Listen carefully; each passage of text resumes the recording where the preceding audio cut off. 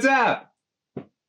Your favorite Fed over here. Now let's state the obvious. USA, it's not a sovereign country. It is an occupied country. By whom, you might ask? Well, by lobbyists, of course. Who did you think? By the ones that contribute in influencing politics in USA ever since 1995 when Bill Clinton, imagine my shock, passed the Lobbying Disclosure Act and he made bribery legal. Corruption is legal in USA. So no harm done, am I right? Well, not exactly, because more than 330 million people are at the mercy of groups such as AIPAC, ADL, AZC, NJDC, AIC. Do you see a pattern yet? And with this information, and thanks to the internet, thanks to OpenSecrets.org or the National Institute on Money in Politics, NIMP for short. And thanks to the fact that I have too much time on my hands, I will now expose who owns America, how does it affect you, and why should you care? I have a question for you. Yes, you, the idiot that's watching my video right now. How much does it take to buy a president? Well, in the case of Donald Trump, $100 million. That's quite a steal if you ask me. So, from whom did Donald Trump receive this kind of money?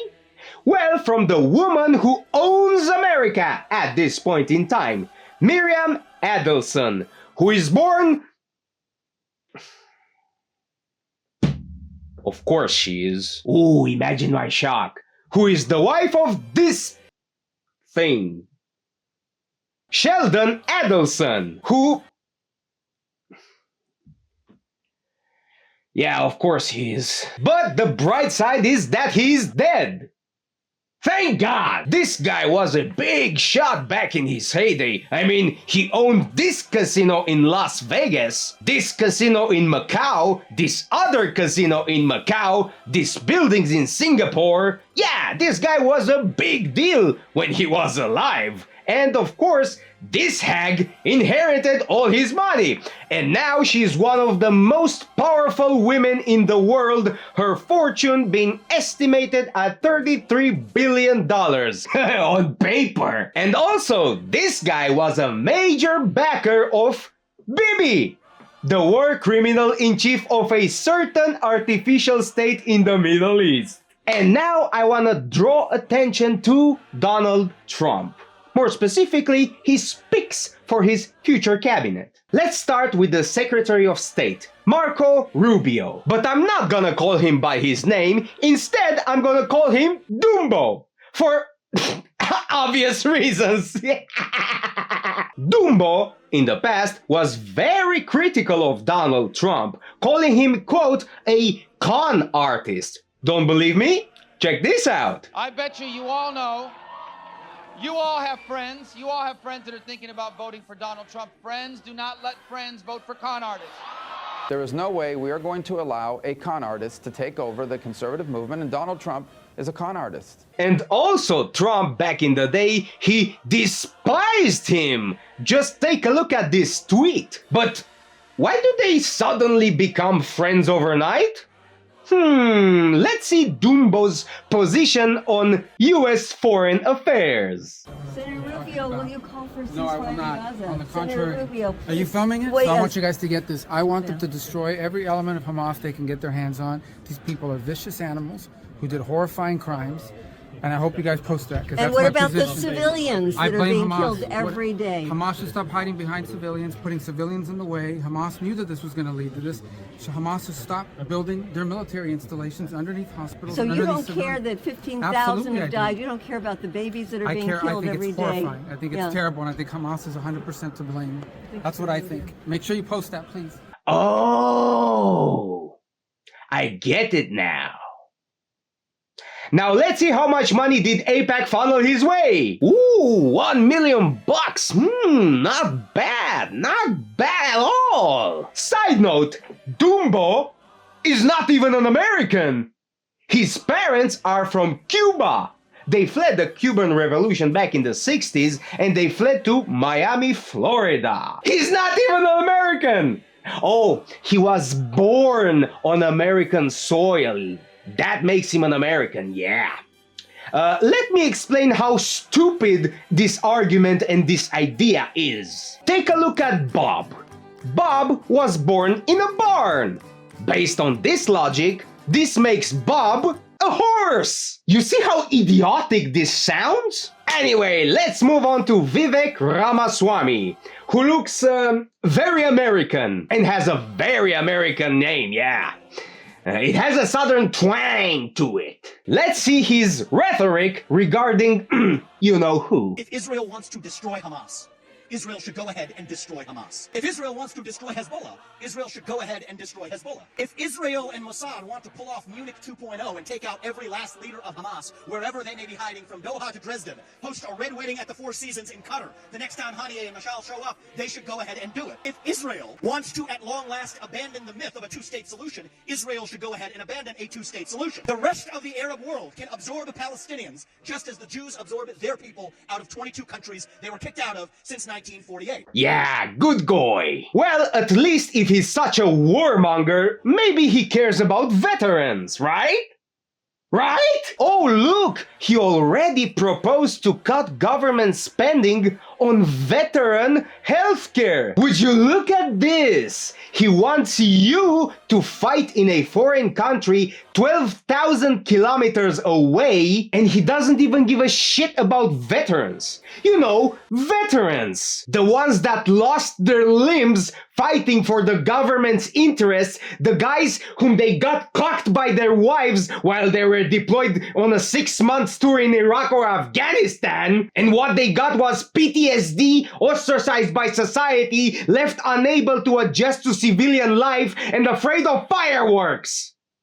Yeah, this is what you voted for, America! Sorry for getting heated like that, but I think that veterans deserve better than this.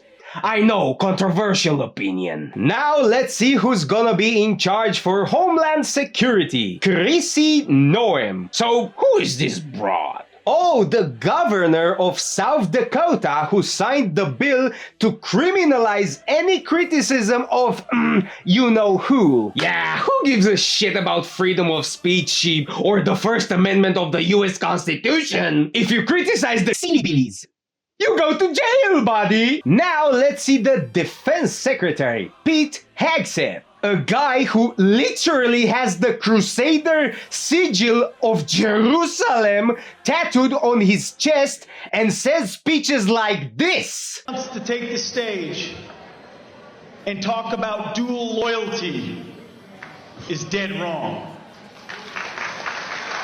What this organization represents, what Western civilization represents today, is an understanding that Zionism and Americanism are the front lines of Western civilization and freedom in our world today. Yeah, good guy. Now let's see Miriam Adelson herself boasting about how she made her orange puppet do her bidding. Is Donald Trump.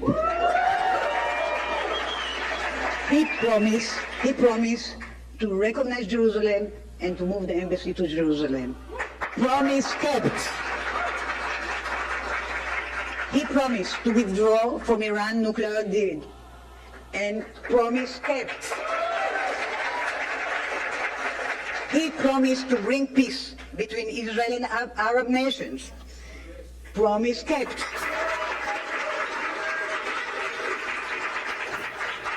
And all in Golan Heights, that was a big gift. He promised Golan Heights, and he recognized. Translation? Yes, I bought myself this orange puppet to deliver me the promised land. Yeah, don't even try and play the anti-seismic card on me, alright?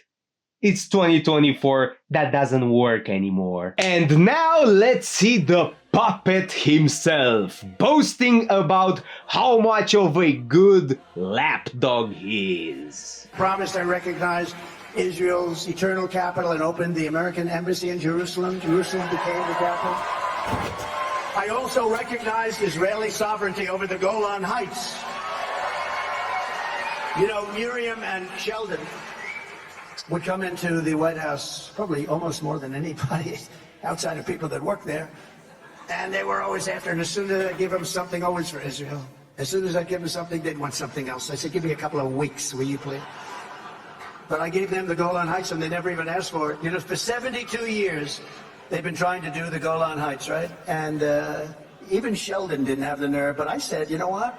I said to David Friedman, give me a quick lesson, like 5 minutes or less on the Golan Heights. And he did. And I said, let's do it. We got it done in about 15 minutes, right? Now let's see how much money each of those Republican candidates and also Democrat candidates received from AIPAC.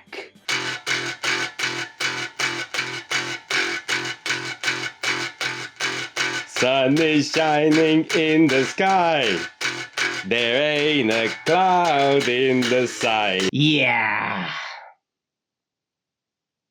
Now, real talk.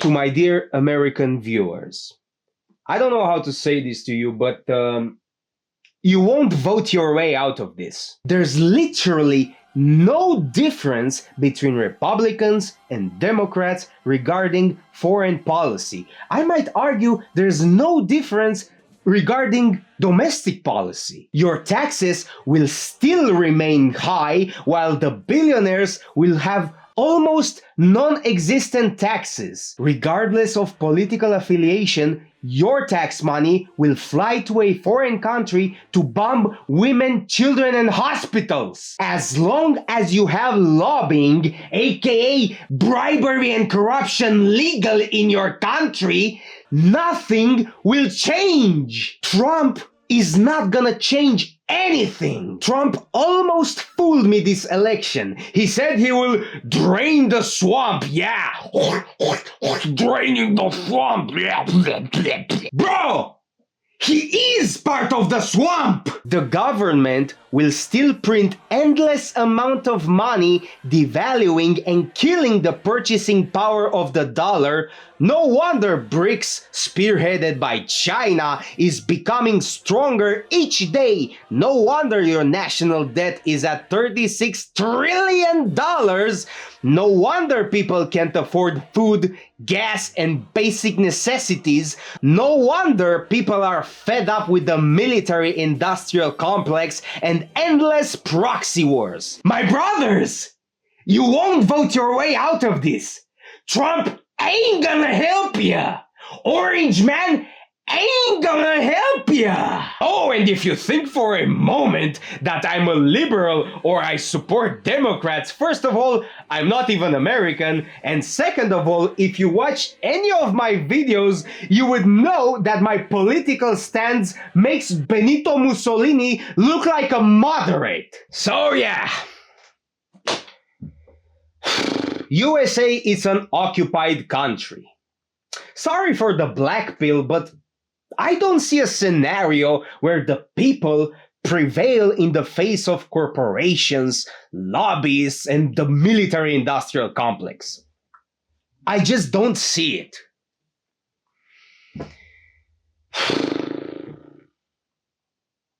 My God, why so gloomy? Check out this video where I expose all the war crimes committed by the US Army. Subscribe, you silly Billy.